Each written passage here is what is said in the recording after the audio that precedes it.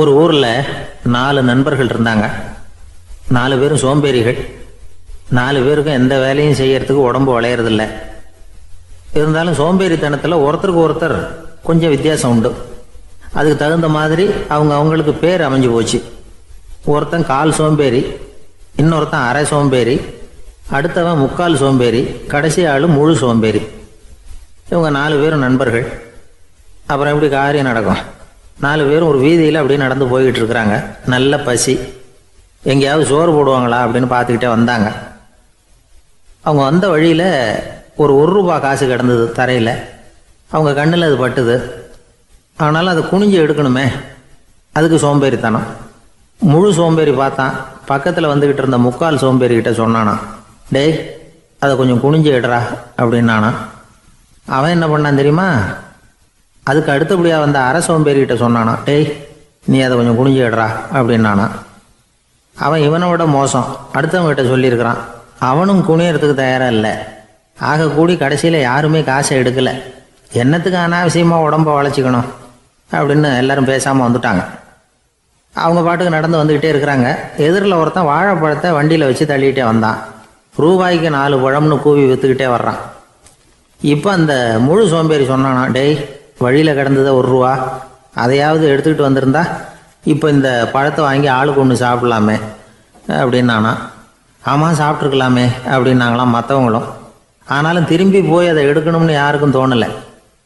பேசாமல் சோர்ந்து போய் நடந்து வந்தாங்களாம். இருட்டி போச்சு. வழியில் ஒரு கோவில். சரி இங்கேயே படுத்து தூங்குவோம் அப்படின்னா ஒருத்தன். அதுதான் சரின்னாங்க மற்றவங்களும். அப்படியே மண்டபத்தில் படுத்துட்டாங்க. கோவில் அர்ச்சகர் வேலையெல்லாம் முடிச்சு விட்டு வெளியில் வந்திருக்காரு. இவங்கள பார்த்தாராம். ஏன் இப்படி சோர்ந்து போய் கிடக்குறீங்க அப்படின்னு விசாரிச்சிருக்காரு. 2 நாளாச்சுங்க நாங்கள் சாப்பிட்டு அப்படின்னாங்களாம். அவர் உடனே ஐயோ பாவம் அப்படின்னு சொல்லி பானை, விறகு, அரிசி, தண்ணி எல்லாம் கொடுத்து நீங்களே சமையல் பண்ணி சாப்பிட்டுக்குங்க அப்படின்னு சொல்லிவிட்டு போயிட்டார். இந்த 4 பேருக்கும் சமையல் பண்ணி சாப்பிட்ணும்னு ஆசையாக தான் இருந்தது. ஆனால் அடுப்பு பற்ற வைக்கணுமே, அதுக்கு தீப்பெட்டி வேணுமே. தீப்பெட்டி இல்லை. இப்போ முழு சோம்பேறி ஆரம்பித்தான். அடுத்தவனை பார்த்து, டேய் கடைக்கு போய் ஒரு தீப்பெட்டி வாங்கிட்டு வாயேன் அப்படின்னு நானா. அவன் வழக்கம் போல் அடுத்தவங்ககிட்ட சொல்லியிருக்கான். அவன் அதுக்கு அடுத்தவங்ககிட்ட சொல்லியிருக்கிறான். கடைசியாக கால் சோம்பேறிக்கிட்ட வந்து சேர்ந்தது. அவனும் அது நம்மால் முடியாது அப்படின்னு பேசாமல் இருந்துட்டான். இப்போ தீப்பெட்டி வேணுமே, அதுக்கு என்ன பண்ணுறது? அவங்களுக்குள்ளே பேசி ஒரு முடிவுக்கு வந்தாங்களாம். அதாவது யார் முதல்ல வாயை திறந்து பேசுகிறாங்களோ அவங்க தான் தீப்பெட்டி வாங்கிறதுக்கு போகணும் அப்படின்னு. அவ்வளவுதான். உடனே 4 பேரும் வாயை கெட்டியாக மூடிக்கிட்டு படுத்துக்கிட்டாங்க. அவங்க சமையல் பண்ணி சாப்பிட்டாங்களா என்ன அப்படிங்கிறது அர்ச்சகருக்கு தெரியல. சரி பார்த்துட்டு வரலாமேன்னு வந்தார். வந்து பார்க்குறாரு, இவங்க 4 பேரும் அசையாமல் படுத்து கிடக்குறாங்க. அர்ச்சகர் பயந்துட்டார். ஒருவேளை பசி தாங்காமல் செத்து போட்டாங்களோ அப்படிங்கிற பயம், அல்லது நாம் கொடுத்த உணவுப் பொருளில் ஏதாவது விஷம் கலந்துருக்குமோ அப்படின்னும் பயந்தார். அப்படின்னா நம்ம மேலே பழி வந்துருமே அப்படின்னு நினச்சி நடுங்க ஆரம்பிச்சிட்டார். அப்புறம் அவரும் ஒரு முடிவுக்கு வந்தாராம். கோவிலுக்கு பக்கத்துலேயே ஒரு பெரிய குழி இருந்தது. அதில் ஒவ்வொருத்தரையாக இழுத்துக்கிட்டு போய் போட்டார். கொஞ்சம் மண்ணை தள்ளினார். காலால் மிதித்தார். அவர் மிதித்த மிதி ஒருத்தன் அடி வயத்தில் போட்டுவிட்டுது. அவன் உடனே வலி தாங்காமல் ஐயோ அம்மான்னு அலறினான். உடனே நடந்தது என்ன தெரியுமா? மற்ற 3 பேரும் துள்ளி எழுந்திரிச்சாங்களாம். அவனை பார்த்து, நீ தாண்டா தீப்பெட்டி வாங்க போகணும், நீ தாண்டா வாங்க போகணும், நீ தான் சத்தம் போட்ட அப்படின்னு சொல்லி ஆரம்பிச்சிட்டாங்களாம். அர்ச்சகர் பார்த்தார். இது பேய் மாதிரி தெரியுதுன்னு நினச்சிக்கிட்டு ஒரே ஓட்டமாக ஓடி போட்டாராம். கிராமப்புறங்களில் இப்படி ஒரு கதையை சொல்கிறது உண்டு. சோம்பல்ங்கிறது நம்ம முன்னேற்றத்துக்கு பெரிய தடை அப்படிங்கிறத நாம் புரிஞ்சுக்கணும். அதுதான் இந்த கதை சொல்கிற நீதி. ஒரு பள்ளிக்கூடத்தில் ஒரு புதுமையான போட்டி நடந்துதான். அதாவது சோம்பேறித்தனத்துக்கு பரிசு. அதில் 2வது பரிசு யாருக்குன்னு அறிவித்தாங்க. ஒரு பையன் எழுந்திரிச்சு மெதுவாக நடந்து போய் பரிசை வாங்கிட்டான். அடுத்தது முதல் பரிசு யாருக்கு அப்படின்னு அறிவிச்சாங்களாம். அவன் கடைசி வரிசையிலேருந்து கத்தனானா, ஐயா அதையும் அந்த பையன் மூலமாகவே கொடுத்து அனுப்பி வச்சுருங்க, இங்கே வந்தது நான் வாங்கிக்கிறேன் அப்படின்னானா. என்னுடைய நண்பர் ஒருத்தர், அவருக்கு ஜாதகத்தில் நம்பிக்கை உண்டு. அவரே ஜோசியம்லாம் பார்ப்பார். என்ன சார் இந்த காலத்தில் இதையெல்லாம் நம்பிக்கிட்டு இருக்கீங்களே அப்படின்னு கேட்டால், உங்களுக்கு ஒன்றும் தெரியாது சார், இந்த உலகத்தில் ஒவ்வொருத்தரும் அவங்கவங்க செய்கிற நல்லது கெட்டதுக்கு தகுந்த பலனை அனுபவிச்சே தீரணும் பார். அது மட்டும் இல்லை, ஒருத்தர் செத்துட்டா கூட அவன் செஞ்ச பாவ புண்ணியங்கள் கூடவே போய்கிட்டு இருக்கோம் பார். அது எப்படி கூட போவோம் அப்படின்னு குதர்க்கமாக கேட்டால், அதுக்கு அவர் ஒரு கதை சொன்னார். அது ரொம்ப சுவாரஸ்யமா இருந்தது. அது என்ன கதைன்னா, ஒரு ஊர்ல ஒருத்தர் இருந்தாராம். அவர் ஜோசியம் பார்க்கறதுல ரொம்ப கெட்டிக்காரரான். ஒருத்தருடைய தலைமுடியை மட்டும் அவர்கிட்ட காட்டினா போதும், அதை மட்டும் பார்த்துட்டு அவருடைய ஜாதகத்தையே அலசி விடுவாராம். அப்பேற்பட்ட திறமை. அந்த ஆள் ஒரு சமயம் கன்னியாகுமரி கடற்கரைக்கு போயிருந்திருக்கார். அங்க கரை ஓரமா ஒரு மண்டை ஓடு கிடந்திருக்கு. அதை எடுத்து பார்த்துருக்கார். அந்த மண்டை ஓட்டை வச்சுக்கிட்டே அதோட ஜாதகத்தை அலசியிருக்கார். இந்த மண்டை ஓட்டுக்கு உரிய ஆசாமி வாழ்க்கையில ரொம்ப கஷ்டப்பட்டிருக்கணும், நிறைய கஷ்டத்தை அனுபவிச்சிருக்கணும். அது தாங்க முடியாம தான் கடல்ல விழுந்து தற்கொலை பண்ணிட்டு இருக்கான் அப்படிங்கிறத அவர் கணிச்சுட்டார். இருந்தாலும் இந்த மண்டை ஓடு இன்னமும் அனுபவிக்க வேண்டியது பாக்கி இருக்கு அப்படிங்கிறத அவர் உணர்ந்தாராம். அது சரி, ஒருத்தன் உயிரோடு இருக்கிற வரைக்கும் நல்லது கெட்டதை அனுபவிக்க முடியும், செத்ததுக்கு அப்புறமும் பாக்கி இருக்குன்னா அதை எப்படி அனுபவிக்கிறது? இந்த மண்டை ஓட்டுக்கு இன்னும் கொஞ்சம் பாக்கி இருக்குங்கிறது அவருக்கு புரிஞ்சதே தவிர அதோட அர்த்தம் என்னங்கிறது சரியா விளங்கல. சரி, இதை இன்னும் கொஞ்சம் விவரமா ஆராய்ச்சி பண்ணுவோம் அப்படின்னு நினைச்சுக்கிட்டு அதை தன்னுடைய வீட்டுக்கு எடுத்துட்டு போயிட்டார். அந்த மண்டை ஓட்டை ஒரு பெட்டியில வச்சு பூட்டினார். தன்னுடைய தனி அறையில அதை பத்திரமா வச்சுக்கிட்டார். தினமும் ராத்திரி ஆனதும் தன்னுடைய மனைவியை பார்த்து, நீ போய் பூஜை அறையில தனியா படுத்துக்க அப்படின்னு சொல்லிவிட்டு தினம் ராத்திரி 12 மணிக்கு பெட்டியை திறந்து அவர் பார்ப்பார். மண்டை ஓடு அப்படியே இருந்தது தவிர இன்னும் கொஞ்சம் பாக்கி இருக்குங்கிறதுக்கு அர்த்தம் அவருக்கு விளங்கல. அந்த மண்டை ஓட்டுக்கு இன்னும் என்ன பாக்கி இருக்க போகுது? எப்படியோ ஒரு 10 நாள் போச்சு. அந்த வீட்டம்மாவுக்கு சந்தேகம் வந்துட்டுது. நம்ம வீட்டுக்காரரு நம்மளை தனியா ஏன் தூங்க சொல்றார் அப்படிங்கிற சந்தேகம். உடனே பக்கத்து வீட்டு அம்மா கிட்ட விஷயத்த சொல்லியிருக்கிறாங்க. அந்த அம்மா உடனே, நீ கவலைப்படாத, நான் கண்டுபிடிச்சி சொல்றேன் அப்படின்னு சொல்லிவிட்டாங்களாம். அன்னைக்கு ராத்திரியே ஜன்னல் வழியா எட்டி பார்த்துருக்குறாங்க. இந்த ஆள் மண்டை ஓட்டை கையில வச்சுக்கிட்டு அது திருப்பி திருப்பி பார்த்துக்கிட்டு இருக்கிறான். அதை பார்த்துட்டாங்க. மறுநாள் காலையில அவரோட மனைவியை பார்த்தாங்க.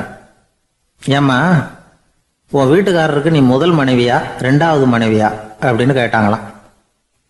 எனக்கு தெரிஞ்ச வரைக்கும் நான் ஒருத்தி தான் அவருடைய மனைவி அப்படின்னாங்களாம் அவங்க. அப்படி இல்லை, நீ அவருக்கு 2வது மனைவி. முதல் மனைவியின் மண்டை ஓட்டை தான் அவர் தினமும் ராத்திரியில் எடுத்து பார்த்துக்கிட்டு இருக்கிறார் அப்படின்னாங்க அடுத்த வீட்டு அம்மா. அப்படியா விஷயம் அப்படின்னு சொல்லிவிட்டு கணவன் வீட்டில் இல்லாத நேரமாக பார்த்து அந்த மண்டை ஓட்டை எடுத்து கொண்டாந்து ஒரு உரல்ல போட்டு உலக்கையால குத்தி நொறுக்க ஆரம்பிச்சிட்டாங்க. வெளியில போயிருந்த அந்த ஆள் அப்பதான் உள்ள நுழைஞ்சார். மண்டை ஓடு உலக்கை கிட்ட குத்து வாங்கிட்டு இருக்கு. அது அனுபவிக்க வேண்டியது இன்னும் கொஞ்சம் பாக்கி இருக்குங்கிறதுக்கு அர்த்தம் எனக்கு இப்பதான் புரிஞ்சுது அப்படின்னாராம் அவர். இந்த கதையிலேருந்து நாம இன்னொரு நீதியையும் புரிஞ்சுக்கணும். அதாவது நம்ம வீட்டை பத்தி நமக்கு புரியாததெல்லாம் அடுத்த வீட்டுக்கு. ஒரு ஊர்ல ஒரு ஆள் இருந்தான். நிறைய பணம் சேர்த்தான். அவனுக்கு சம்பாதிக்க தெரியுமே தவிர செலவு பண்ண தெரியாது. மகா கஞ்சன். காசை கையில் எடுக்கவே மாட்டான். எடுத்தா செலவு செய்ய வேண்டியிருக்குமே. அதனால இப்படியே அவன் காலத்தை ஓட்டி விட்டான். வயசாயிட்டுது. அவனுடைய மனைவி ஒரு நாள் கேட்டாங்க, இவ்வளவு நாளா நீங்க என்னை எங்கேயுமே அழைச்சிட்டு போனதில்லை, இப்போவாவது அழைச்சிட்டு போகக்கூடாதா அப்படின்னாங்க. எங்க போகணும் சொல்லுன்னா. காசிக்கு போகணும், கங்கையில் குளிக்கணும்னாங்க. இவன் பார்த்தான், இதுக்கு ஏன் அவ்வளவு தூரம் செலவு பண்ணிட்டு போகணும், நம்ம ஊர் ஆற்றுலேயே குளிக்கலாமே, இதுவும் புண்ணிய நதி தான், இங்கே குளிச்சா அங்கே குளிச்ச பலன் கிடைச்சிரும் அப்படின்னா. சரின்னு 2 பேரும் ஆத்தங்கரைக்கு போனாங்க. அன்னைக்கு ஏதோ விசேஷம், நிறைய கூட்டம், நிறைய பேர் குளிச்சுக்கிட்டு இருக்கிறாங்க. கரையில் சில புரோகிதர்கள் நின்றுக்கிட்டு இருக்கிறாங்க. குளிக்கிறதுக்கு முந்தி அவங்க கிட்ட உட்காந்தா ஏதோ மந்திரம்லாம் சொல்லுவாங்க, கொஞ்சம் காசு கொடுக்க வேண்டியிருக்கும். அதனால இவன் என்ன பண்ணான், ஆத்தங்கரையிலேயே கொஞ்சம் தூரம் போனான். ஊரை விட்டு தள்ளி வந்துட்டான். அங்கே யாருமே இல்லை. அப்பாடான்னு சந்தோஷப்பட்டான். குளிக்கலாம்னு புறப்பட்டான். இந்த நேரம் கடவுள் பார்த்தார், இந்த கஞ்சனுக்கு ஏதாவது புத்தி போகட்டணும் அப்படின்னு நினைச்சார். உடனே ஒரு புரோகிதர் மாதிரி உருவத்தை மாத்திக்கிட்டு அந்த ஆள் முன்னாடி வந்து நின்னார். அவனுக்கு அதிர்ச்சி. இங்க யாருமே இருக்க மாட்டாங்கன்னு நினைச்சா இங்கேயுமே ஒரு ஆள் வந்துட்டாரு, என்ன பண்றதுன்னு யோசனை பண்ணான்.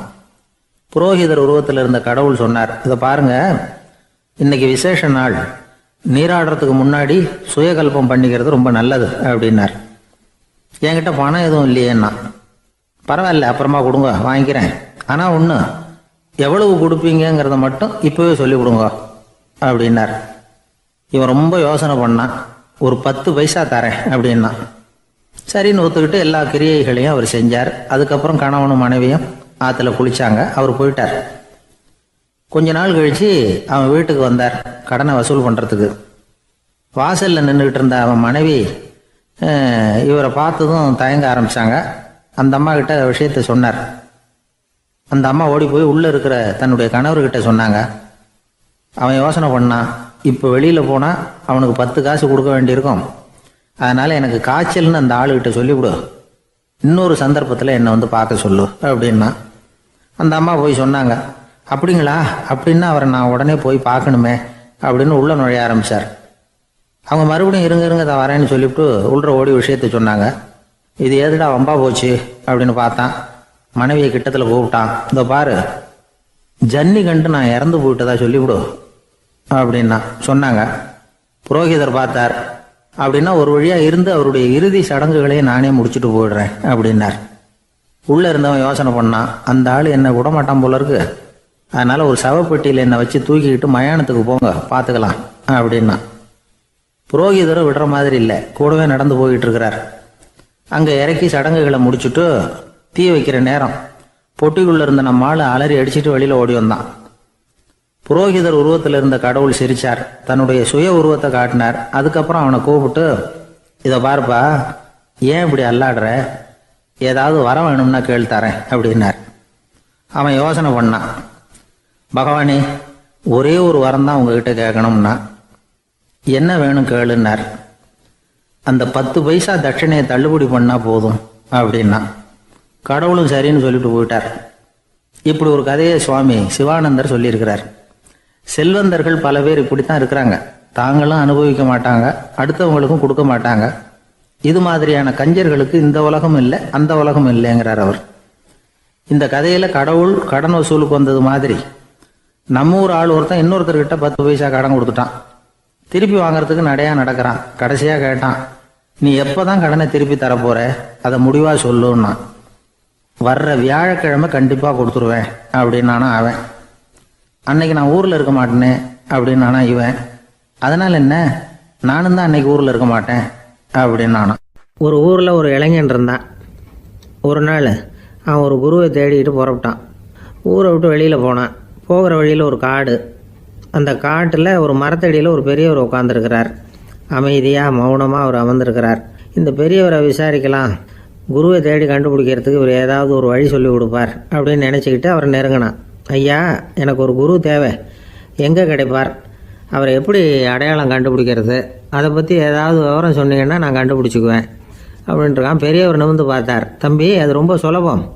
அவர் வயசானவராக இருப்பார், என்னை விட சுமார் 30 வயசு அதிகமாக இருக்கும். அவர் ஒரு மரத்தடியில் தான் உட்காந்துருப்பார் அப்படின்ட்டுருக்கான். சரிங்க பெரியவரே, அது என்ன மாதிரியான மரம், எப்படி இருக்கும் அப்படின்னு கேட்டிருக்கான். பெரியவர் அந்த விவரங்களையும் சொல்லியிருக்கிறாரு. அது மட்டும் இல்லை, சந்திக்கிற நாள், நேரம், வினாடி முதற்கொண்டு எல்லா விவரங்களையும் துல்லியமாக சொன்னாராம். இவ்வளவு விவரங்களை இவரால் எப்படி சொல்ல முடியுது அப்படின்னு இவனுக்கு ஆச்சரியம். இருந்தாலும் அந்த பெரியவர் கடைசியாக ஒரு விவரம் சொன்னார். அது என்ன தெரியுமா, எப்படியும் நீ அவரை சந்திக்கிறதுக்கு ஒரு 30 வருஷம் ஆகும் அப்படின்னு சொல்லிவிட்டாரான். ரொம்ப நன்றிங்க பெரியவரே அப்படின்னு சொல்லிவிட்டு அந்த இளைஞன் புறப்பட்டுருக்கான். இப்போ அவனுக்கு குரு பற்றின விவரம் எல்லாம் கிடைச்சிட்டுது, சந்திக்கிற நேரமும் தெரிஞ்சுட்டுது.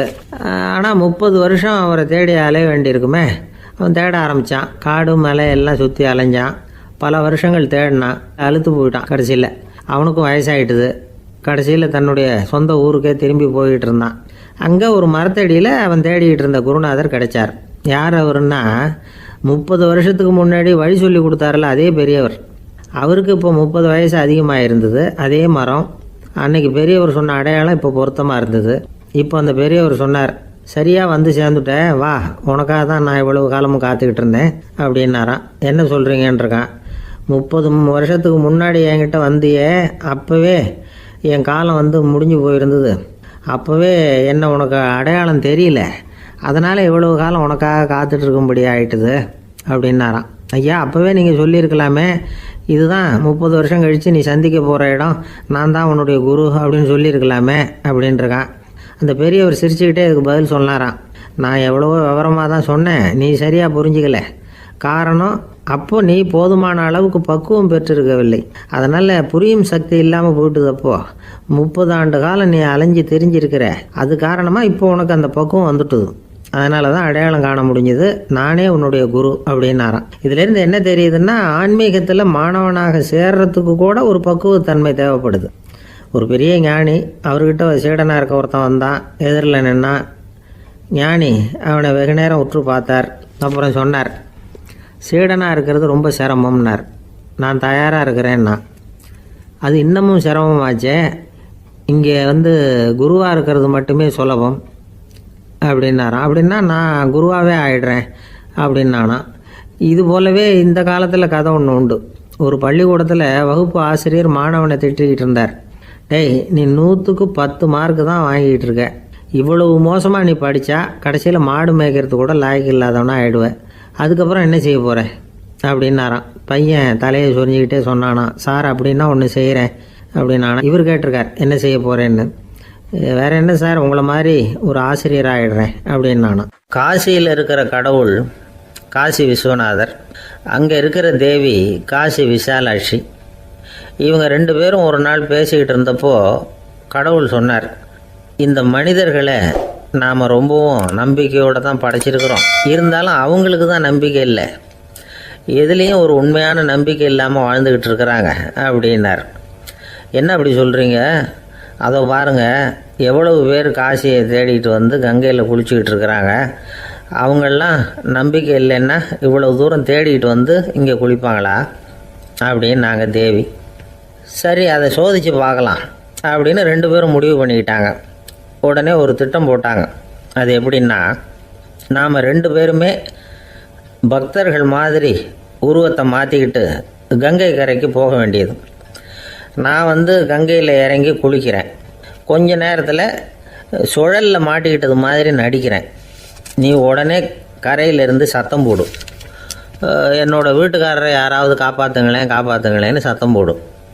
அதோடு இன்னொன்று சொல்லு, யாராவது ஒரு புண்ணிய ஆத்மா அவர்கிட்ட போய் அவருடைய முடியை பிடிச்சி இழுக்கணும். அப்படி ஒரு சாபம் இருக்குது எங்களுக்கு. புண்ணிய ஆத்மா, அதாவது எந்த பாவமும் செய்யாத இல்லாத ஒருத்தர் தான் அவரை காப்பாற்ற முடியும். அப்படிப்பட்டவங்க யாராவது வெள்ளத்தில் குதிச்சு என்னுடைய கணவரை காப்பாற்றுங்கோ அப்படின்னு நீ சத்தம் போடு, கூச்சல் போடு, என்ன நடக்குதுன்னு பார்க்கலாம் அப்படின்னார் கடவுள்.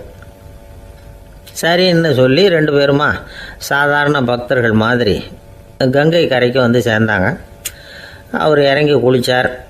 திட்டம் போட்டது மாதிரியே சுழலில் மாட்டிக்கிட்டது மாதிரி கத்துனார். கரையில் இருந்த அந்த அம்மா, ஐயோ என் கணவரை காப்பாற்றுங்களேன், யாராவது காப்பாற்றுங்களேன்னு கத்துனாங்க. பல பேர் ஓடி வந்தாங்க. உடனே இவங்க, பாவம் இல்லாத புண்ணிய ஆத்மா ஒருத்தரால் தான் என்னுடைய கணவர் காப்பாற்றப்படணுங்கிறது விதி, அப்படி ஒரு சாபம் இருக்குது, அதனால் புண்ணிய ஆத்மா யாராவது அவர்கிட்ட போய் அவர் முடியை பிடிச்சி தூக்கினா அவரை காப்பாற்றி விடலாம் அப்படின்னாங்க. இவங்க இப்படி சொன்னதும் எல்லாரும் திகைச்சு போய் நின்றுட்டாங்க. ஒவ்வொருத்தருக்கும் அவங்க செஞ்ச பாவம்லாம் ஒவ்வொன்றா ஞாபகத்துக்கு வர ஆரம்பிச்சுட்டுது. சரி, இதுக்கு நாம் லாயக்கு இல்லை அப்படின்னு சொல்லி ஒதுங்கி போக ஆரம்பிச்சிட்டாங்க எல்லாம். இந்த சமயத்தில் யாரோ ஒருத்தர் வேகமாக ஓடி வந்தார். ஆற்றுல குதித்தார். அவர்கிட்ட போனார், முடியை பிடிச்சார், தூக்கினார், அவரை காப்பாற்றி கரைக்கு கொண்டுட்டு வந்துட்டார். அப்படி காப்பாற்றின அந்த ஆளை இவங்க 2 பேரும் தனியாக கூப்பிட்டுக்கிட்டு ஒரு மண்டபத்துக்கு வந்துட்டாங்க. விசாரிக்கிறாங்க. நீ யாரப்பா அப்படின்னு கேட்குறாங்க. ஏதும் தெரியாத மாதிரி. நான் இந்த ஊர் அன்ன சத்திரத்தில் வேலை செய்கிற ஒரு சமையல்காரன் அப்படிங்கிறார். நீ கங்கையில் குளிக்கிறது உண்டான்னு கேட்டிருக்காங்க. நான் இந்த ஊர்லேயே தான் இருக்கிறேன், இருந்தாலும் தினமும் கங்கையில் குளிக்கிறது இல்லை, எப்பாவது ஒரு நாள் அங்கே குளிப்பேன் அப்படின்னார். கங்கையில் மூழ்கி எழுந்திரிச்சா பாவம்லாம் தொலையும்னு சொல்கிறாங்க. அப்படி இருக்கிறப்போ அங்கே இன்றைக்கி கங்கையில் குளிச்சுக்கிட்டு இருக்கிறவங்கெல்லாம் தங்களை புண்ணிய ஆத்மாவா நினைக்கல. கங்கையில் குளிக்காத நீ உன்னை புண்ணிய ஆத்மாவா நினச்சி என்னை காப்பாற்ற வந்திருக்கிற, அது எப்படி அப்படின்னு கேட்டார். அதுக்கு அந்த ஆள் சொல்கிறான், கங்கையில் குதித்ததுக்கு அப்புறம் தானே உங்களை காப்பாற்ற போகிறோம். அப்படி குதிக்கும் பொழுது என்னுடைய பாவம்லாம் போயிருக்கும்ல, நான் புண்ணிய ஆத்மாவாக ஆயிருப்பேனே, அதனால தான் துணிஞ்சு உங்களை காப்பாற்றினேன் அப்படின்னா. கடவுளும் தேவியும் அவனுக்கு காட்சி கொடுத்தாங்களாம். இப்படி ஒரு கதை உண்டு. அதாவது கங்கையில் குளிச்சுக்கிட்டு இருக்கிறவங்களுக்கே தங்களுடைய பாவம் போகுங்கிற நம்பிக்கை பரிபூர்ணமாக இல்லை. குளிக்காத ஒருத்தனுக்கு அந்த நம்பிக்கை இருந்தது. அதனால் அவனால் கடவுளை பார்க்க முடிஞ்சது. கடவுளை நாமளும் பார்க்க முடியுமா முடியாதா அப்படிங்கிற குழப்பம்லாம் நமக்கு வேண்டியதில்லை. நம்பிக்கையோடு வாழணுங்கிற உண்மையை மட்டும் இந்த கதையிலேருந்து புரிஞ்சுக்கிட்டா போதும். ஏன்னா இந்த கதையை கேட்டுட்டு ஒரு நண்பன் குதர்க்கமாக ஒரு கேள்வி கேட்டான். ஏன் சார், கங்கையில் குளித்தா பாவம் போயிடும்னு சொல்கிறீங்களே, நான் எனக்கு வேண்டாத ஒருத்தனை அழைச்சிட்டு போய் கங்கையிலேயே தள்ளி விட்டுட்டு அதுக்கப்புறம் அங்கேயே முழுக்க போட்டுட்டு நான் செஞ்ச பாவத்தை அதுலேயே கழுவி விட்டுட்டு மறுபடியும் உங்ககிட்ட வந்துடுறேன்னு வச்சுக்கோங்க, நீங்கள் என்னை புண்ணிய ஆத்மான்னு ஏற்றுக்குவீங்களா அப்படிங்கிறான். ஆள் கொஞ்சம் அசந்தான் நம்மளே அங்கே அழைச்சிட்டு போனாலும் போயிடுவான். ஜவஹர்லால் நேரு பிரதமராக இருந்த சமயம் அவர் ஒரு தடவை சென்னைக்கு வந்திருக்கிறார். இங்கே சில முக்கிய நிகழ்ச்சிகளில் கலந்துக்கிறதுக்காக வந்திருந்தார். ஆளுநர் மாளிகையில் ஒரு நாள் ராத்திரி தங்கி மறுநாள் புதுடெல்லி புறப்படுறதாக ஏற்பாடு. நிகழ்ச்சியிலெல்லாம் முடிச்சுக்கிட்டு ஆளுநர் மாளிகையில் தங்கியிருக்கிறார். அன்றைக்கு இரவு படிக்கிறதுக்கு ஒரு முக்கியமான புத்தகம் அவருக்கு தேவைப்பட்டது. அந்த சமயத்தில் உலக அளவில் ஒரு முக்கியமான பொருளாதாரம் சம்பந்தமான ஒரு புத்தகம் வெளியாகி இருக்கிற விஷயம் அவருக்கு தெரியும். அந்த புத்தகம் மெட்ராஸுக்கு வந்திருக்குமா, அது இங்கே கிடைக்குமா அப்படின்னு விசாரிச்சிருக்கிறார் நேருஜி. அவர் இப்படி கேட்ட உடனே அங்கே இருந்தவங்கெல்லாம் ரொம்ப பரபரப்பாக செயல்பட ஆரம்பிச்சுட்டாங்க. முக்கியமான இடங்கள்ல எல்லாம் விசாரிச்சிருக்கிறாங்க அந்த புத்தகம் உங்ககிட்ட இருக்கான்னு. சென்னையில் உள்ள கன்னிமாரா நூல் நிலையத்துக்கு எப்படியும் அந்த புத்தகம் வந்திருக்கணும் அப்படின்னு ஒரு நம்பிக்கை. அங்கே விசாரித்தாங்க. அந்த புத்தகம் 2 நாளைக்கு முன்னாடி தான் அங்கே வந்திருக்குது அப்படிங்கிற விஷயம் தெரிஞ்சுது. உடனே எல்லோரும் அங்கே ஓடினாங்க. அவங்களுக்கு இன்னொரு சந்தேகம், புத்தகம் வந்திருக்கு சரி, அது இந்த சமயத்தில் வேறு யாரும் படிக்கிறதுக்கு எடுத்துகிட்டு போயிருக்கக்கூடாதே அப்படிங்கிற சந்தேகம் இருந்தாலும் மனசுக்குள்ளே ஒரு தைரியம். இப்படி ஒரு புத்தகம் வெளிவந்திருக்கிற விஷயமே நேருஜி சொல்லி தான் நமக்கே தெரியும். அதுவும் இல்லாமல் உலக பொருளாதாரம் சம்பந்தமான ஏதோ ஒரு புத்தகம் அது. அதை போய் இந்த நேரத்தில் அவ்வளவு ஆர்வமாக யார் எடுத்துகிட்டு போயிட போகிறாங்க அப்படிங்கிற தைரியம். இந்த தைரியத்தோடு அந்த நூல் நிலையத்துக்கு ஓடினாங்க. புத்தகத்தை தேடினா அது கிடைக்கல, யாரோ எடுத்துகிட்டு போயிருக்கிறாங்க. நேருவுக்கு மட்டுமே தெரிஞ்சிருந்த அந்த புத்தகம் பற்றின விஷயம் சென்னையில் வேற ஒருத்தருக்கும் தெரிஞ்சிருக்குது. உடனே எல்லாரும் பரபரப்பாக அதுக்குன்னு இருக்கிற ரிஜிஸ்டர் இருக்குல்ல, பதிவேடு, அதை புரட்டி பார்க்குறாங்க யார் எடுத்துகிட்டு போகிறாங்கன்னு தெரிஞ்சுக்கிறதுக்காக. எடுத்துகிட்டு போனவங்க அதில் கையெழுத்து போட்டிருப்பாங்கல்ல, அதை பார்த்து யாருன்னு தெரிஞ்சுக்கலாம் அப்படிங்கிறதுக்காக தான் அதை புரட்டுறாங்க. அதோ அந்த புத்தகத்தோட பேர் பக்கத்தில் அதை எடுத்துக்கிட்டு போனவங்க கையெழுத்து உத்து பார்க்குறாங்க எல்லாரும். அதில் போட்டிருக்குது பேர் CN அண்ணாதுரை அப்படின்னு எழுதியிருந்தது. அவர் தான் பேரறிஞர் அண்ணா. நேரு படிக்க விரும்பின ஒரு புத்தகத்தை அதே நேரம் படிக்க விரும்பின இன்னொரு தலைவர் இவர். படிக்கிறதுல அவருக்கு இருந்த ஆர்வத்தை நாம் தெரிஞ்சுக்கணும்னா அதுக்கு எவ்வளவோ சம்பவங்கள் இருக்குது. கடைசி காலத்தில் அவர் அடையாறு மருத்துவமனையில் படுத்திருக்கிறார். அவருக்கு ஒரு முக்கியமான அறுவை சிகிச்சை செய்ய வேண்டியிருக்குது அவசரமாக. அமெரிக்காவிலேருந்து டாக்டர் மில்லர் வந்திருக்கிறார். அவர்கிட்ட கேட்குறார், டாக்டர் நாளைக்கே அறுவை சிகிச்சை செய்ய போகிறீங்களா அப்படின்னு. ஆமாங்கிறார் டாக்டர் மில்லர். நாளைக்கு மறுநாள் செஞ்சுக்கிறேனே அப்படின்னாரான் அண்ணா. ஏன் ஏதாவது நாள் பார்க்குறீங்களான்னு கேட்டிருக்கார். இல்லை, ஒரு புத்தகத்தை படிச்சுக்கிட்டு இருக்கிறேன், அதை நாளைக்குள்ளே முடிச்சிருவேன், அதுக்கப்புறம் நான் இறந்தாலும் கவலை இல்லை அப்படின்னாரான் இவர். அவர் தான் அறிஞர் அண்ணா. சங்ககால நூல்கள்லேருந்து சமீபத்தில் வந்த நூல்கள் வரைக்கும் எல்லாம் அவர் படிச்சிருக்கிறார். ஒரு திருமண விழாவில் அவர் பேசும்பொழுது சொன்ன விஷயம் இது. சங்க காலத்தில் காதலியை மணக்க விரும்புகிறவனுக்கு அவனுடைய தந்தை வீர சோதனைகள்லாம் வைப்பார். போய் புலிப்பல் கொண்டுக்கிட்டு வா, அப்போ தான் என் பொண்ணை கொடுப்பேன் அப்படின்னு சொல்லுவார். காதலன் உடனே காட்டுக்கு போவான், ஒரு புலியை கொன்று அதனுடைய பல்லை கொண்டுக்கிட்டு வருவான். அதை வீர பதக்கத்தில் பதிச்சு அவனுக்கு மாமனார் சூட்டுவார் கல்யாண சமயத்தில். இப்போலாம் காதலன் கிட்ட அப்படி சொல்ல முடியாது. இப்போலாம் காதலன் கிட்ட காட்டுக்கு போய் புலிப்பல் கொண்டுக்கிட்டு வான்னு யாராவது சொன்னால் புலி தான் மாப்பிள்ளையாக வந்து சேரும் அப்படின்னார். ஒரு விவசாயி விதைக்கிறதுக்காக வயல்வெளி பக்கம் போகிறார். விதைகளை அள்ளி வீசினார். அப்போ என்ன ஆச்சுன்னா, சில விதைகள் பாதை ஓரத்தில் விழுந்தது, சில விதைகள் முள் செடிகள் மண்டி இருந்த புதருக்கு இடையில் விழுந்தது, சில விதைகள் நல்ல நிலத்தில் விழுந்தது. பாதை ஓரத்தில் விழுந்த விதை என்ன ஆச்சுன்னா, அதெல்லாம் பறவைகள் கண்ணில் போட்டுவிட்டுது. உடனே உட்காந்து கொத்தி தின்னுட்டு போட்டுது. அதிகமாக மண் இல்லாத பாறை பகுதியில் விழுந்த விதையெல்லாம் லேசாக வேர் விட்டு முளைக்க ஆரம்பிச்சிது. அதுக்கப்புறம் வேர் கீழேயும் ஆழமாக போக முடியல, மேலேயும் சூரிய வெப்பம் அதிகம் தாங்க முடியல, எல்லாம் காஞ்சி கருகி போட்டுது. புதர் பகுதியில் சில விதைகள் விழுந்தது இல்லையா, முள் செடிகள் காடாக மண்டி போயிருந்தது. அதனால் முளைச்சி வர்ற செடிக்கு நெருக்கடி அதிகமாக போட்டுது, சரியாக வளர முடியல, விளைச்சலும் சரியாக இல்லை. நல்ல நிலத்தில் விழுந்த விதைகள் மட்டும் நல்லா முளைச்சிது, நல்லா வளர்ந்தது, விளைச்சலும் பிரமாதமாக இருந்தது. இந்த கதையை சொல்லிவிட்டு கேட்க செவியுள்ளோர் கேட்கட்டும் அப்படிங்கிறார் இயேசு பெருமான். ஆமாம், இயேசு கடலில் நின்ற படகு ஒன்றில் உட்காந்துருக்கிறார். கடற்கரையில் ஏராளமான மக்கள் உட்காந்துருக்கிறாங்க. அந்த சமயத்தில் தான் இயேசு ஓமைகள் மூலமாக மக்களுக்கு பல உண்மைகளை சொல்லிகிட்டு இருக்கிறார். மக்கள் அந்த கதையை கேட்டுட்டு ஒன்றும் புரியாமல் முழிக்கிறாங்க.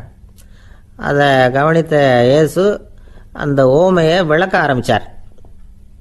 இதில் அந்த விதைக்கிறவர் தான் இறைவன். அவருடைய வார்த்தைகளை விதைக்கிறார். அந்த வார்த்தைகளை கேட்கிற மக்கள் அந்த விழுந்த விதைகள் மாதிரி 4 வகையானவர்கள்.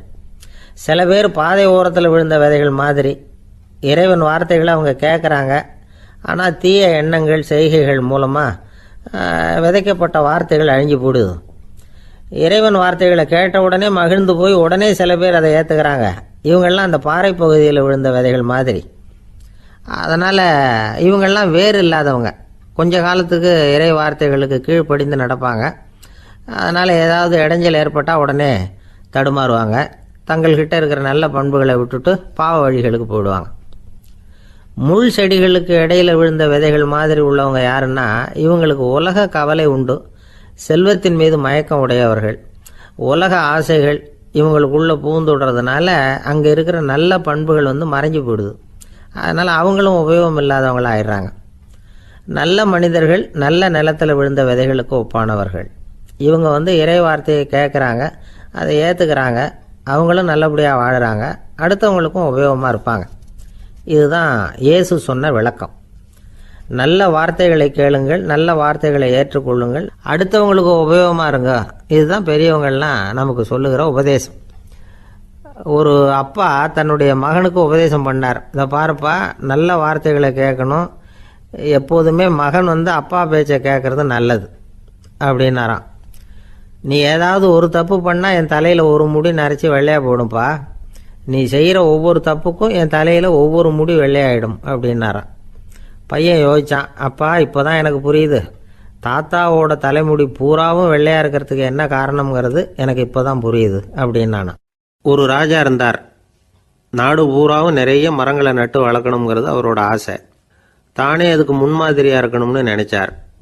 அரண்மனையை சுற்றி மரங்களை நட்டு வளர்த்தார். இதை பார்த்துட்டு ஜனங்களும் அவங்கவுங்க வீட்டை சுற்றி மரக்கன்றுகளை நட்டு வளர்த்தாங்க. கொஞ்ச காலத்தில் ஊர் பூரா பசுமையாக மாறிச்சு. எல்லாருக்கும் சந்தோஷமாக இருந்தது. இது ஒரு பக்கம் இருக்கட்டும். இப்போ நான் சொல்ல போகிற கதை வேற. அதாவது அந்த ராஜா ஒரு நாள் தன்னுடைய அரண்மனையை சுற்றி இருக்கிற விதவிதமான மரங்களை எல்லாம் போய் பார்த்தார். எப்படி இருக்கிறீங்க அப்படின்னு ஒவ்வொரு மரத்துக்கிட்டையும் விசாரிச்சாராம். எந்த மரமும் சந்தோஷமாக இருக்கிறதா தெரியல. அது அதுக்கும் மனசில் ஒரு குறை. முதல்ல ஆலமரத்துக்கிட்ட போனார். அது சொல்லிச்சு, மண்ணா, நான் நல்லா பெருசாக வளர்ந்துருக்கிறேன், அடர்த்தியாக இருக்கிறேன், கிளையெல்லாம் 4 பக்கமும் நல்லா படர்ந்து தான் இருக்குது, இருந்தாலும் எந்த பிரயோஜனமும் இருக்கிறதா தெரியல எனக்கு. என்னுடைய பழம்லாம் ரொம்ப சின்னதாக இருக்குது, என் கண்ணுக்கு சரியாக புறப்பட மாட்டேங்குது. நான் இருக்கிற சைஸுக்கு என்னுடைய கிளையில் இருக்கிற பழம்லாம் எவ்வளவு பெருசாக இருக்கணும், அது இத்தினூண்டு இருக்கிறது எனக்கு பெரிய அவமானமாக இருக்குது. இப்படி இங்கே நின்றுக்கிட்டு இருக்கிறதே ரொம்ப கூச்சமாக இருக்குது. ஒரு நல்ல புயல் வந்ததுன்னா பேசாமல் சாஞ்சு விடலாமான்னு பார்க்குறேன் அப்படின்னு புலம்புது ஆலமரம். சரி இருக்கட்டும்னு நினச்சிக்கிட்டு ராஜா அடுத்தபடியாக ஒரு அத்தி மரத்துக்கிட்ட போனார். அதுவும் புலம்ப ஆரம்பிச்சுட்டுது. நான் கூட பெரிய மரம் தான், இல்லை இலையெல்லாம் அழகாக தான் இருக்குது, பழம் அழகாக இருக்குது, இருந்தாலும் உள்ள விஷயம் இல்லையே, அத்தி பழத்தை புட்டு பார்த்தா அத்தனையும் சொத்தை அப்படின்னு பழமொழியே உண்டாயிட்டுதே, இப்படி ஒரு கெட்ட பேரோடு நான் இருக்கணுமா அப்படின்னு புலம்புது அது. சரி இது இருக்கட்டும் அப்படின்னு சொல்லி அடுத்தபடியாக வேப்ப மரத்துக்கிட்ட போனார். அது தன்னுடைய வேதனையை வெளியிட்டது. எனக்கு எவ்வளவோ மருத்துவ குணங்கள்லாம் இருக்கிறதா சொல்லிக்கிறாங்க, இருந்தாலும் என்ன பிரயோஜனம், என்னுடைய பழத்தை மனிதர்கள் யாரும் விரும்பி சாப்பிட்றது இல்லையே அப்படின்னுது. ராஜா அடுத்தாப்புல இருந்த ஒரு பனை மரத்துக்கிட்ட போனார். நான் நல்லா உயரமாக தான் வளர்ந்துருக்கிறேன், மற்ற மரங்கள்லாம் என்னை அண்ணாந்து தான் பார்க்கணும், இருந்தாலும் என்கிட்ட நிழலுக்காக யாரும் ஒதுங்கிறது இல்லையே அப்படின்னுது. என்ன இது எல்லா மரமும் இப்படி திருப்தி இல்லாமல் இருந்துகிட்டு இருக்குதே அப்படின்னு நினச்சிக்கிட்டே ராஜா அடுத்தபடியாக அங்கே இருந்த ஒரு பைன் மரத்துக்கிட்ட போனார். அழகாக உயரமாக பசுமையாக தான் இருந்தது, ஆனால் பழமோ பூவோ கிடையாது. அதை நினச்சி அது வருத்தப்பட்டுக்கிட்டு இருக்குது. ஓக் மரம் அது ஒன்று நின்றுட்டு இருந்தது. அது என்ன சொல்லிச்சுன்னா, இலையுதிர் காலத்தில் என் மேலே இருக்கிற எல்லா இலைகளும் உதிர்ந்து போடுது, முடி கொட்டின மனிதர்கள் மாதிரி மொட்டையாக நான் நிற்க வேண்டி இருக்குது, என்ன வாழ்க்கை இது அப்படின்னு சொல்லி அழுத்துக்கிட்டது. சரி, புளிய மரம் என்ன சொல்லுது பார்ப்போம்னு அதுகிட்ட போனா, என்னுடைய நிழலில் யாருமே தங்க மாட்டாங்க, உடம்புக்கு சூடுன்னு ஒதுங்கி போயிடுவாங்க. அடிமரத்தை பார்த்தீங்கன்னா பட்டையெல்லாம் உறிஞ்சி பார்க்கறதுக்கே கேவலமாக இருப்பேன் அப்படின்னுது அது. முருங்கை மரம் என்ன சொல்லிச்சு தெரியுமா? என்னுடைய இலை காயெல்லாம் சாப்பிட்றவங்களுக்கு சத்து கொடுக்கறது வாசம் தான், ஆனால் என் உடம்புல சத்தே கிடையாது. கொஞ்சம் வேகமாக காற்று அடிச்சதுன்னா முறிஞ்சி விழுந்துடுறேன். என்ன வாழ்க்கை இது அப்படின்னு சொல்லி அது வருத்தப்பட்டது. ராஜா யோசனை பண்ணார். என்ன இது, மரங்கள் பூமியின் வரங்கள்னு சொல்கிறோம். மழை பெய்யறதுக்கு அதுதான் காரணம். பூமி செழிப்பாக இருக்கிறதுக்கும் அதுதான் காரணம். வீடு கட்டுறதுக்கு மரம், நாற்காலி செய்ய உபயோகப்படுத்துறதுக்கும் அதுதான் உபயோகப்படுது. மனுஷனுக்கு வேண்டிய ஆகாரங்களையும் கொடுக்குது. இப்படிலாம் இருந்தும் எல்லா மரமும் நிம்மதி இல்லாமல் இருந்துகிட்டு இருக்குதே அப்படின்னு நினைச்சார். அப்போ அங்கே இருந்த ஒரு மகிழ மரம் அவர் கண்ணில் பட்டுது. அந்த மரம் மட்டும் கொஞ்சம் நிம்மதியாக மகிழ்ச்சியாக இருக்கிறது மாதிரி தெரிஞ்சுது. உடனே ராஜா அதுகிட்ட போனார். உனக்கு மனசில் எதுவும் குறை இல்லையான்னு கேட்டார். இல்லை, நான் சந்தோஷமாக தான் இருக்கேன்னு அந்த மகிழ மரம். அப்படியான்னு ஆச்சரியமாக கேட்டார் ராஜா. ஆமாம் மன்னா, இந்த இடத்துல நீங்கள் ஒரு முருங்கை மரத்தையோ வேப்ப மரத்தையோ கூட நட்டிருக்கலாம். ஆனால் இந்த இடத்துல நடுறதுக்கு என்ன தேர்ந்தெடுத்துருக்குறீங்க, அதுவே எனக்கு பெருமை, அதுவே எனக்கு திருப்தி அப்படின்னு தான் மகிழ மரம். மகிழ மரம் சாதாரணமாக தான் இருக்கும். இளம் மஞ்சள் நிறத்தில் பூக்கள், அது காய்ந்தும் மனம் வீசும். மகிழ மரம் மாதிரி மன திருப்தியோடு வாழறதுக்கு நாம் கற்றுக்கணுமா. நாம் இந்த உலகத்தில் ஒரு நாயாவோ நரியாவோ கூட பிறந்திருக்கலாம். மனுஷனாக பிறந்திருக்கிறோம், அதுவே பெருமை தானே. இந்த நிறைவு தான் மகிழ்ச்சியின் ரகசியம். ஒரு பையன் அப்பா கிட்ட போய், அப்பா, நீங்கள் இந்த உலகத்தில் ஒரு மனுஷனாக பிறந்தது என்னோட அதிர்ஷ்டம் நானா. ஏண்டா அப்படி சொல்கிறேன்னு இருக்கார் அப்பா. நீங்கள் ஒரு கரடியாக பிறந்திருந்தா இந்நேரம் நானும் ஒரு கரடி குட்டியாக தானே இருந்திருப்பேன் அப்படின்னு நானா பையன். துருக்மேனியாவில் அஷ்காபாத் அப்படின்னு ஒரு நகரத்தில் ஒரு புவியியல் விஞ்ஞானி இருந்தார். அவர் ஒரு நாய்க்குட்டி வளர்த்தார். ஒரு நாள் முன்னிரவு நேரம் ஒரு மேஜைக்கு முன்னாடி உட்காந்து அந்த விஞ்ஞானி ஏதோ கணக்கு போட்டுக்கிட்டு இருக்கிறார். அவருக்கு ஒரு சின்ன பெண் குழந்தை, அது தொட்டிலில் தூங்கிட்டு இருக்குது. அந்த நாய்க்குட்டியும் ஒரு மூலையில் படுத்து அது பாட்டுக்கு தூங்கிட்டு இருந்தது. ஒரே அமைதி. அந்த நேரத்தில் திடீர்னு அந்த நாய்க்குட்டி துள்ளி எழுந்திரிச்சது. நேராக குழந்தைகிட்ட ஓடிச்சு. அந்த குழந்தைய அது போட்டிருந்த ட்ரெஸ்ஸோடு சேர்த்து கவ்வி தூக்குச்சு. தூக்கிக்கிட்டு வாசல் பக்கம் ஓடிச்சு. நாய்க்குட்டி குழந்தைய கவ்வி தூக்க முடியுமாங்கிற சந்தேகம் உங்களுக்கு இல்லையா? நீங்கள் நம்ம ஊர் நாய்க்குட்டியவே பார்த்து பழக்கப்பட்டிருக்கீங்க, அதனால் நம்புறதுக்கு சிரமமாக இருக்கும். அந்த ஊர்லெலாம் அது ரொம்ப ஸ்ட்ராங்காக இருக்கும், ஒரு ஏதோ கண்ணுக்குட்டி மாதிரி இருக்கும். விஞ்ஞானி அதை பார்த்துட்டார். உடனே அந்த நாய்க்கு வெறி பிடிச்சிட்டுதுன்னு முடிவு பண்ணிவிட்டு தன்னோட கை துப்பாக்கி எடுத்துக்கிட்டு ஓடி வந்தார். அவர் வெளியில் நாய்க்குட்டி எங்கே அப்படின்னு பார்த்து தேடுறார். அந்த நேரத்தில் அந்த வீடு இடிஞ்சு விழுது. காரணம் பூமி அதிர்ச்சி. இப்படி பூமி அதிர்ச்சி உண்டாக போகுதுங்கிறது அந்த நாய்க்குட்டிக்கு முன்னாடியே தெரிஞ்சு போச்சு. அதுதான் குழந்தைய தூக்கிட்டு வெளியில் ஓடி வந்திருக்குது.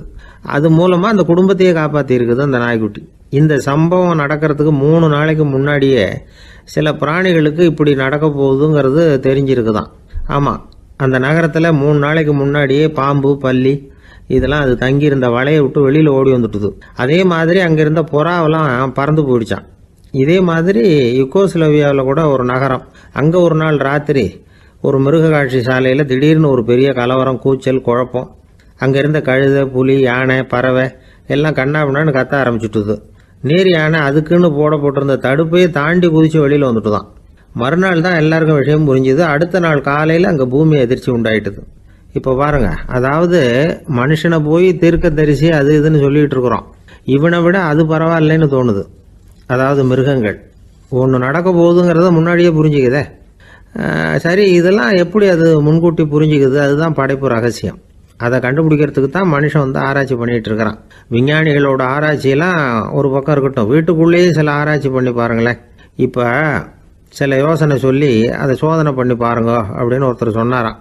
அதாவது இப்போ மழை வருமா வராதா அப்படின்னு தெரிஞ்சுக்கணுமா, உடனே ஒரு பூனைக்குட்டி பின்னாடியே மெதுவாக போய் அது என்ன செய்யுதுன்னு கவனித்து பார்க்கணும். பூனைக்குட்டி தன்னோட பாதத்தினால சுகத்தில் அப்படி கீறிக்கிட்டு இருக்கும். அப்படி கீறினா கண்டிப்பாக மழை வரும். சில சமயம் பூனைக்குட்டி அப்படி மல்லாந்து படுத்துக்கிட்டு பாதத்தை உயர தூக்கும், அப்படியும் எப்படியும் புரளும். இப்படி செஞ்சதுன்னா அன்னைக்கும் மழை இருக்காது. அதனால் முன்னாடி இருந்தது மழை வர்றதுக்கு அறிகுறி, இது மழை இல்லைங்கிறதுக்கு அறிகுறி. பறவைகள், பிராணிகள் இதுகளோட நடவடிக்கைகளை பார்த்துட்டு அதையெல்லாம் அடிப்படையாக வச்சு தான் காலநிலையை கண்டுபிடிக்கிற கருவிகளை கண்டுபிடிச்சிருக்கிறாங்க. வாத்து இருக்குல்ல, சில சமயம் தன்னோட அழகை தன்னோட இறகுகளில் அப்படியே புதைச்சிக்கும்.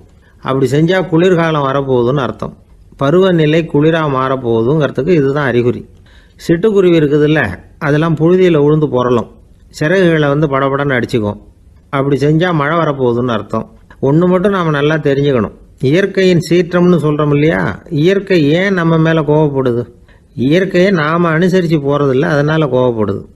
காடுகளை அழிக்கக்கூடாது, விலங்குகளை கொல்லக்கூடாது, இயற்கை ஏற்படுத்தி வச்சிருக்கிற சமநிலையை கெடுக்கக்கூடாது. அதை புரிஞ்சுக்கிட்டு வாழ்ந்தோம்னா பூமியும் நடுங்காது, நாமளும் நடுங்க வேண்டிய அவசியம் இருக்காது. ஒருத்தர் இருந்தார், சாராய கடைக்கு போனாராம், நிறைய சாப்பிட்டார். அப்புறம் சொன்னார், இது ரொம்ப அற்புதமான சரக்கு போல் இருக்குது, உள்ளே போன உடனே இந்த பூமியே நடுங்கிறது மாதிரி இருக்குது எனக்கு அப்படின்னாராம்.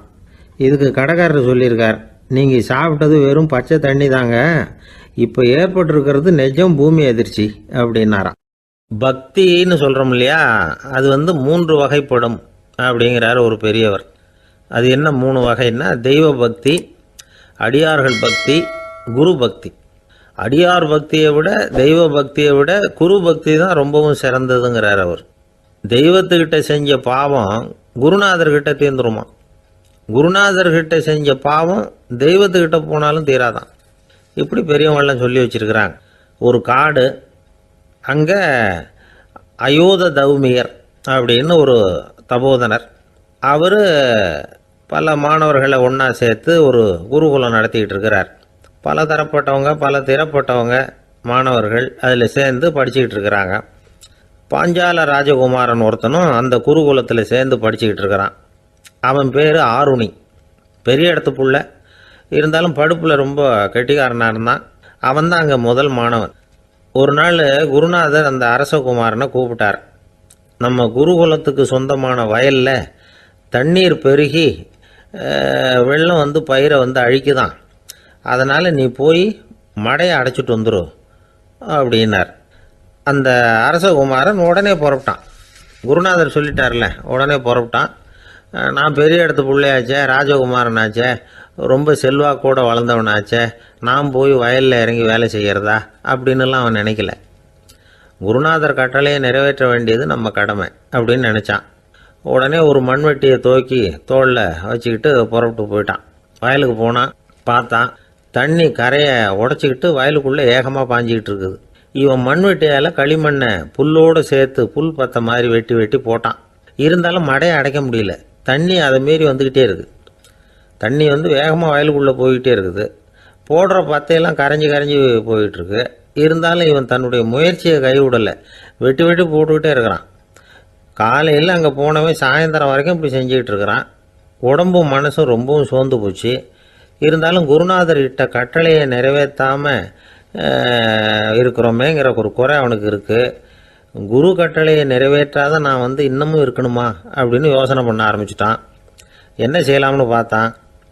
நம்ம குருநாதர் இட்ட பணிக்காக இந்த உடம்பையே தியாகம் பண்ணலாம் அப்படின்னு முடிவு பண்ணான். தண்ணி பாயுதில்ல, அதுக்கு குறுக்க விழுந்து அப்படியே மடையை அடைச்சிக்கிட்டு அப்படியே படுத்துட்டான். இது மற்றவங்களுக்கு தெரியாது.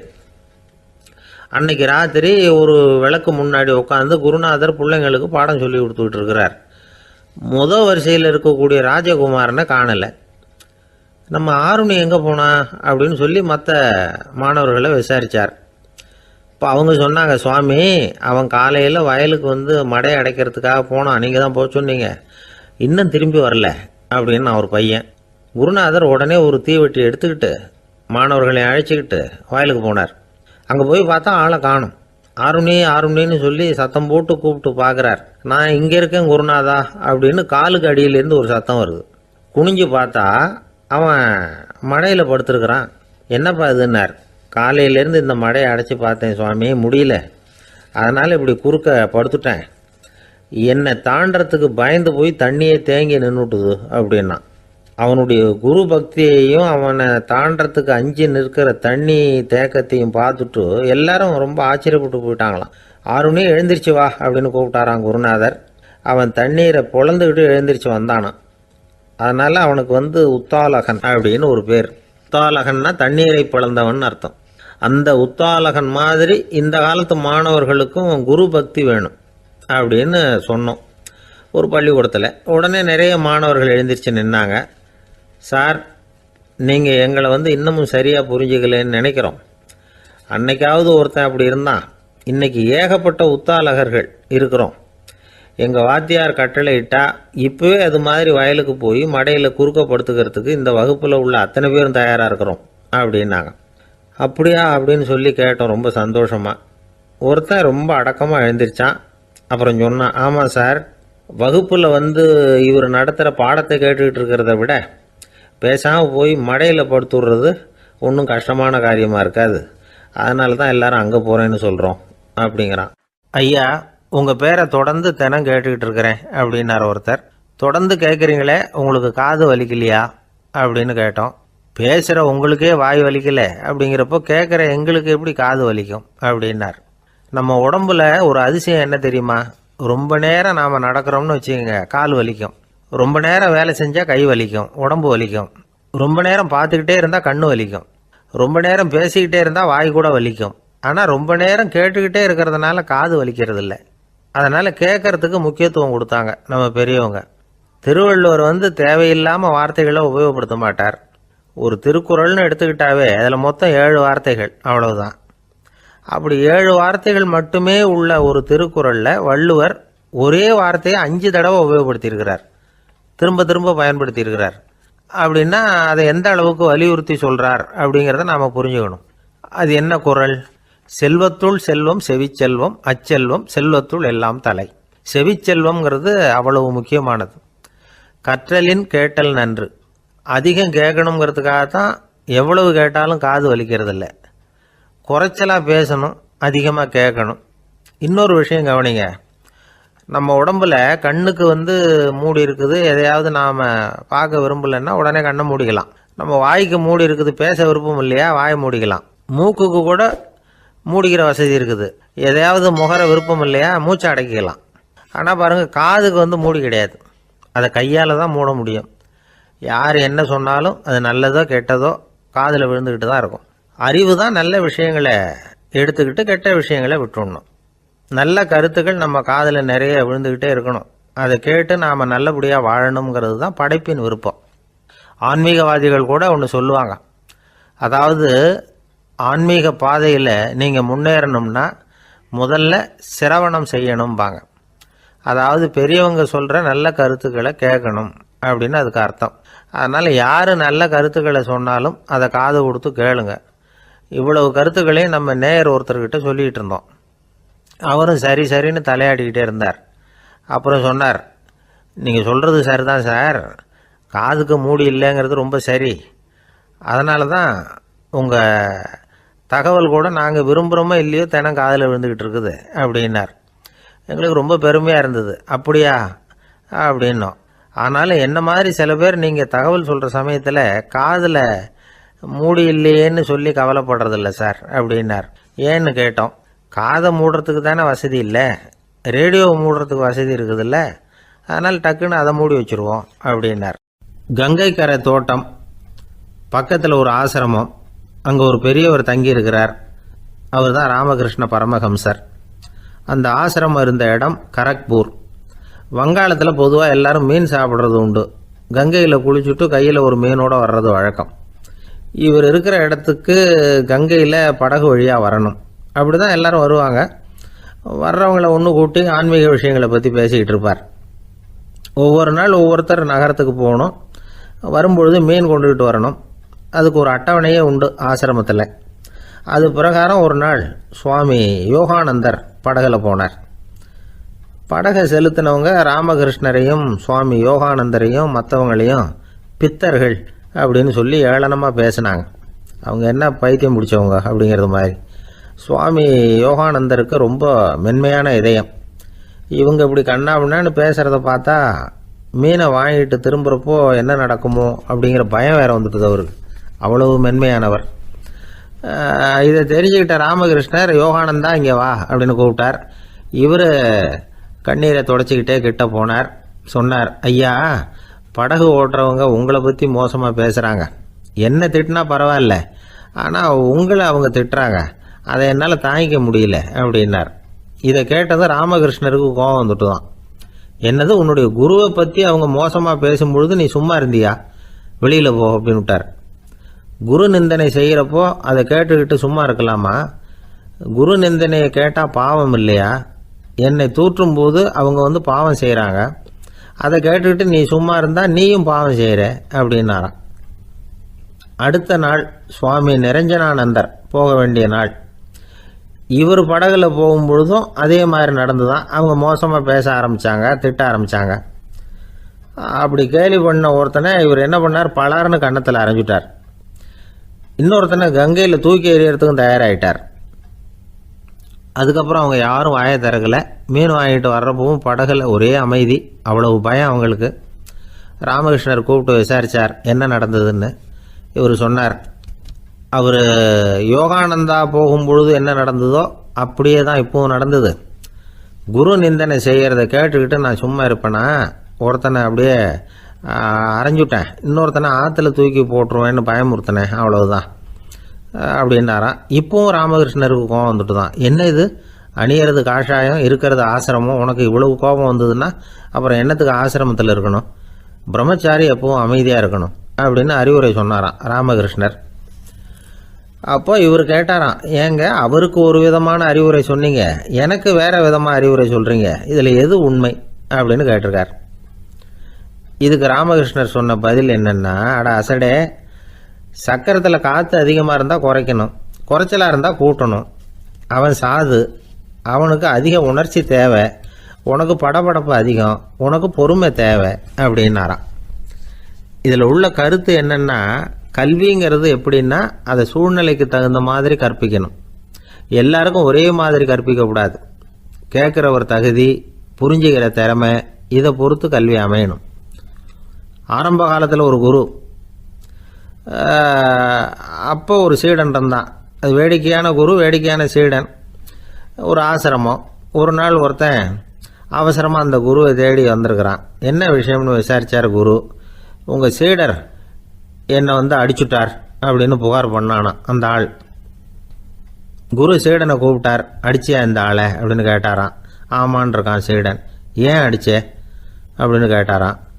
இந்த ஆள் உங்களை பற்றி மட்டமாக பேசிவிட்டான், என்னால் அதை தாங்கிக்க முடியல, அதனால தான் அடிச்சுட்டேன்ருக்கான். அப்படி என்ன பேசினா அப்படின்னு கேட்டாரான். உன்னுடைய குருநாதர் இப்போல்லாம் அர்த்தமில்லாமல் பேச ஆரம்பிச்சுட்டார் அப்படின்னு சொல்லிவிட்டான், அதனால தான் அடிச்சுட்டேன் அப்படின்னு நானான். அதுக்காக அடித்தே அப்படின்னாரான். நான் அதுக்காக அடிக்கலை குருவே, இப்பெல்லாம் நீங்கள் அர்த்தமில்லாமல் பேசுகிறதாக அவன் சொல்கிறான், அப்படின்னா இதுவரைக்கும் நீங்கள் அர்த்தத்தோடு பேசினதாகத்தானே அர்த்தம், அது தப்பு தானே, அதனால தான் அடித்தேன் அப்படின்னு நானான். தேசத்து மேலேயும் தாய்மொழி பேர்லையும் செலுத்துற அன்புக்கு அபிமானம்னு பேர். தேசாபிமானம்னு சொல்றமே இதுதான். ஒரு கணவன் மனைவி பேர்ல காட்டுற அன்புக்கு காதல்னு பேரு, கடவுள் பேர்ல செலுத்துற அன்புக்கு பக்தின்னு பேரு. இப்படி அன்புல பல ரகம் இருக்கிறப்போ அதுல உள்ள வித்தியாசம் தெரியாம இடம் மாத்தி அன்பு காட்டினா இடைஞ்சல் தான். சரி, இந்த அன்பை பத்தி விஞ்ஞானம் என்ன சொல்லுது தெரியுமா? இதயத்தை பாதுகாக்கிறதுக்கு முக்கியமா தேவைப்படுற ஒண்ணு இந்த அன்புதான்னு சொல்லுது. நெதர்லாந்து விஞ்ஞானிகள் இதை ஆராய்ச்சி பண்ணியே கண்டுபிடிச்சிருக்கிறாங்க. கொஞ்சம் முயல் குட்டிகளை 2 பிரிவா பிரிச்சாங்க. 2 குரூப்புக்கும் கொழுப்பு அதிகமா உள்ள ஆகாரத்தையே கொடுத்துக்கிட்டு வந்தாங்க. ஆனா ஒரு குரூப்புக்கு வெறுமன ஆகாரத்தை கொடுத்ததோட சரி, இன்னொரு குரூப் முயல்களுக்கு ஆகாரம் கொடுத்ததோட நிறுத்திக்கல. அதுக்கு முன்னாடி கூண்டுகளை திறந்து விட்டு முயல்களை கொஞ்ச நேரம் எடுத்து கொஞ்சி விட்டு அதுக்கப்புறமா ஆகாரம் கொடுத்தாராம் ஆராய்ச்சியாளர். இந்த குரூப்புக்கு இதய பாதிப்பு 60% குறைச்சலா இருந்துதான். சில நோயாளிகளுக்கு ஹார்ட் அட்டாக் வந்தாலும் அதை தாங்கிக்கிட்டு குணமாகிற சக்தி அதிகமா இருக்குது. இது எப்படின்னு ஆராய்ச்சி பண்ணி பார்த்துருக்கிறாங்க. அவங்க எல்லாம் மனைவி தன் பேர்ல ரொம்ப அன்பா இருக்கிறதாக நினைக்கிறவங்களா இருக்கிறாங்களாம். இதய நோயாளிகள் பல பேரை சந்திச்சு இதய நோய் ஏற்பட என்ன காரணம்னு கேட்டிருக்கிறாங்க. அவங்க சொன்ன காரணம்லாம் சாப்பாடு சம்பந்தமா இல்லையா, மனைவி அன்பா இல்ல, இப்படிப்பட்ட காரணத்தை தான் சொல்றாங்களாம். அதனால இதயத்தை பாதுகாக்கணும்னு நினைக்கிறவங்க அடுத்தவங்க அன்பா இருக்கிறது மாதிரி பாத்துக்குங்க, அதுதான் முக்கியம். ஒருத்தர் முகம் பூரா பிளாஸ்டரி போட்டுக்கிட்டு வந்தார், ரொம்ப கோபமா. என்னங்க ஆச்சுன்னு விசாரிச்சேன். எல்லாம் உங்களால தான் சார்னார். விவரமா சொல்லுங்களேன். என்ன உங்க தகவலை கேட்டுட்டு ஒரு பூனைக்குட்டியை கையில எடுத்தேன், அன்பா அதை தடவி கொடுக்கறதுக்காக. ஆனா அது முந்திக்கிட்டது, அது என் முகத்தை தடவி கொடுத்துட்டுது, முகம் பூரா நகை கீறல், அதுதான் இப்படி அப்படின்னார். ஒருத்தர் ரொம்ப அவசரமா போயிட்டு இருந்தார். எங்க சார் போறீங்கன்னு கேட்டோம். எனக்கு வேண்டியப்பட்ட ஒருத்தருக்கு குழந்தை பிறந்திருக்கிறதாக செய்தி வந்திருக்கு, அதுதான் ஆஸ்பத்திரிக்கு போயிட்டு இருக்கேன், பார்த்துட்டு வரலாம்னு அப்படின்னார். அப்படின்னா கொஞ்சம் இப்படி உட்காருங்க அப்படின்னோம். சில விவரம்லாம் சொல்கிறேன் கேட்டுக்கிட்டு போங்க அப்படின்னோம். உட்காந்தார். அப்புறம் சொல்ல ஆரம்பித்தோம். புதுசாக பிறந்திருக்கிற ஒரு குழந்தைய பார்க்க போகிறதுன்னா அது சாதாரண விஷயம் இல்லை. அதில் ரொம்பவும் கவனமாக நடந்துக்கணும். புது குழந்தைக்கு நோய் சுலபமாக தொற்றும். முக்கியமாக காற்று மூலமாக பரவுகிற நோய்கள் சுலபமாக வந்துடும். அதனால் நமக்கு உடம்பு சரியில்லைன்னா குழந்தைய விட்டு கொஞ்சம் தள்ளியே இருக்கிறது தான் நல்லது. பெரியவங்களை பொறுத்த வரைக்கும் சாதாரணமாக உள்ள ஒரு கிருமி கூட குழந்தைய பொறுத்த வரைக்கும் ரொம்ப மோசமான ஒரு கிருமியாக இருக்கும். சில வெளிநாடுகளில் எப்படி தெரியுமா, பிறந்த குழந்தை தூங்கிக்கிட்டு இருக்கிற ஒரு ரூமுக்கு போகணும்னா போகிறவங்க முகமூடி போட்டுக்கணும், காலணிகளை மாற்றிக்கணும், அவ்வளவு சுத்தமாக உள்ளே போய் பார்த்துட்டு வரணும். பொதுவாக சில ஆஸ்பத்திரிகளில் பார்த்தீங்கன்னா பார்வையாளர்கள் நேரத்தில் விசிட்டிங் ஹவர்ஸ் தாயை விட்டு குழந்தைய தனியாக பிரித்து வச்சுருவாங்க. எதுக்குன்னு நினைக்கிறீங்க? அந்த நேரம் பல பேர் வருவாங்க போவாங்க. அவங்க கை கால் சுத்தமாக இருக்காது. சுத்தம் இல்லாத கைகள் மூலமாக கிருமிகள் பரவும். சுத்தம் இல்லாத கைன்னா மண்ணு தூசி படிஞ்சிருக்கிற கை மட்டும் தான் அர்த்தம் இல்லை. சாலையில் கையை வீசிக்கிட்டு நடந்து வர்றீங்க, குழந்தைய பொறுத்த வரைக்கும் அது கூட சுத்தம் இல்லாத கை தான். தாயை தவிர மற்றவங்க குழந்தைய தூக்காமல் பார்த்துக்கிறது நல்லது. தாய் கூட அளவோட கொஞ்சிறதோட நிறுத்திக்கணும். புதுசாக ஒரு குழந்தைய பெற்றிருக்கிற பொண்ணுகிட்ட மற்ற தாய்மார்கள் ஏதாவது சொல்லிக்கிட்டே இருப்பாங்க. குழந்தைய அப்படி வளர்க்கணும் இப்படி வளர்க்கணும் அப்படின்னு ஏதாவது அட்வைஸ் பண்ணிக்கிட்டே இருப்பாங்க. இப்படி ஓவராக அறிவுரை பண்ணுறது அந்த பொண்ணை குழப்பி விட்டுரும். அதனால் அப்படிலாம் பண்ணக்கூடாது. அந்த பெண்ணே ஏதாவது கேட்டால் கூட டாக்டர் சொல்ல வேண்டிய விவரங்களை எல்லாம் நாமே சொல்லிக்கிட்டு இருக்கக்கூடாது. புதுசாக பிறந்திருக்கிற குழந்தைய மட்டும்தான் இப்படி பார்க்கணும்னு இல்லை. ஒரு நோயாளி குழந்தைய பார்க்க போகிறதுனா கூட ரொம்ப எச்சரிக்கையாக தான் நடந்துக்கணும். ஒரு தின்பண்டமோ விளையாட்டு சாமானோ அந்த குழந்தைக்கு நாம் வாங்கிட்டு போகிறதா வச்சுக்குவோம். அதை நேராக கொண்டுகிட்டு போய் அந்த குழந்தைகிட்டே கொடுக்கக்கூடாது. அதோட அப்பா அம்மா கிட்ட ரகசியமாக கொடுக்கலாம். அவங்க முடிவு பண்ணட்டும் குழந்தைகிட்ட அதை கொடுக்கலாமா வேண்டாமாங்கிறத. அவங்களுக்கு தான் தெரியும் அதோட மனசும் உடம்பும்.